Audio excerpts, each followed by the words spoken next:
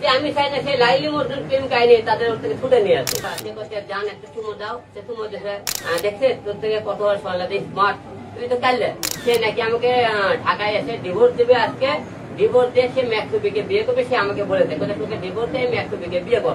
তুমি আমাকে তো সামনে তো বলো আমি তোমাকে ভালোবাসি, সে তুমি তোলে তুলে ম্যাক্সুবিকে তুমি চলাফেরা করো, তাহলে এই ভালোবাসার দরকার নাই।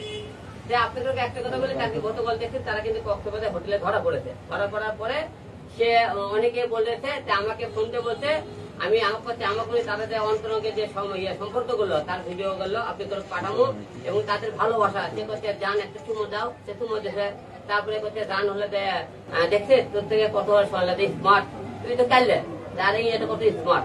তাহলে অনেক অন্তরঙ্গে সে অর্ডার গুলো আপনার আমার থেকে নিয়ে যাবে। যারা কোন হোটেল আছে সেই হোটেলের ঠিকানাটা বলে দেন, ভিডিও ফুটেজ গুলো আমার থেকে নিয়ে যাবেন আপনারা। আমি মিথ্যা কথা বলতেছি কিনা।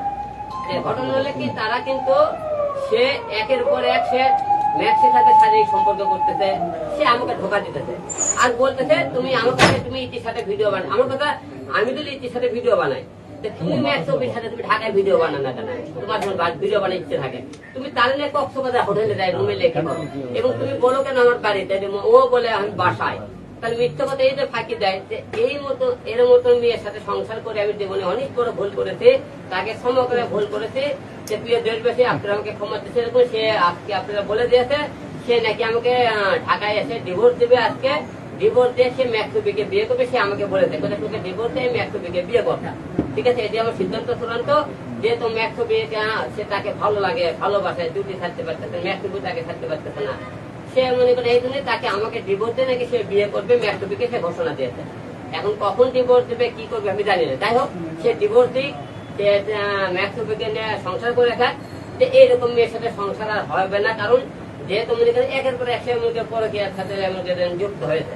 সে আমাকে বলে যে আমি নাকি বিভিন্ন মেয়ের সাথে পরকীয়া করে শারীরিক সম্পর্ক করি। আমার কথা আমি থেকে দিয়ে আমি 2 বার আপনাদের সামনে প্রেজেন্ট করলাম। হিরো আলম যে বিভিন্ন মেয়ের সাথে শারীরিক সম্পর্ক করেন পরকীয়া থাকে, আপনি যে সামনে যান সেই ফুটেজ এবং সেই মেয়েকে আপনি সহকারে আপনাকে হাজির করে বলে যে হিরো আলম পরকীয়া করে, শারীরিক সম্পর্ক করে, তাহলে আপনারা দেশবাসী আমাকে যে শাস্তি দেবেন আমি শাস্তি মাথা পেতে দেবো।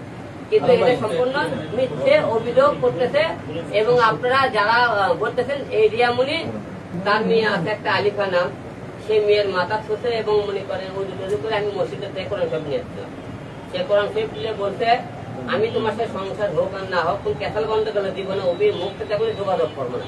সেক্ষেত্রে কোরআন শরীফের কথা বলেছিল আপনি দেখছেন আপনারা। আর সে বলার পরও সেক্ষেত্রে এই কাজটা আবার করলো। সংসার একটা ভাঙতে চাইনি এই জন্য জানতে পেরে যে সংসার যে আছে ঘুরে ফিরে ক্যাসাল হলে সে ওই ছেলের কাছে যাচ্ছে, ঘুরেই সেই ছেলের কাছে যাচ্ছে। যে তুমি জানেন সে সেই ছেলেকে ভুলতে পারতেছে না, সুযোগ পেলে তার কাছে আমার ক্যাসাল বন্ধ করলে আর কোন ছেলে তার কাছে কেন ঘুরে ফিরে যাইতেছে। তার মানে অবশ্যই তাকে সে ভালো লাগে, সেই ছেলেকেও তাকে ভালো লাগে।